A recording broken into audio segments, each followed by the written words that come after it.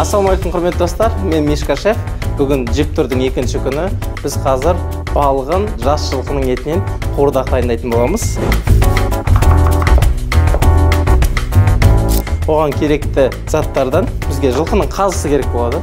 Екелі қазы. Қазының майы болса болғаны. Қалған ет, картоп, пияз және де специялар, әртүрлі дәмдеуіштер мен мына жақта укроп және көк сарымсағымыз бар.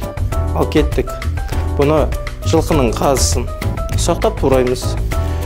Бұны жалпы осы тамақты Марғұлан ағамыз, Марғұлан Сейсенбай ағамыз қатты жақсы көреді. Жылқының етінен кішкентай болып туралған еттер, өйткені балығын кішкентай болған кезде ауызға жегенге ыңғайлы, картопы да сондай кішкентай болады.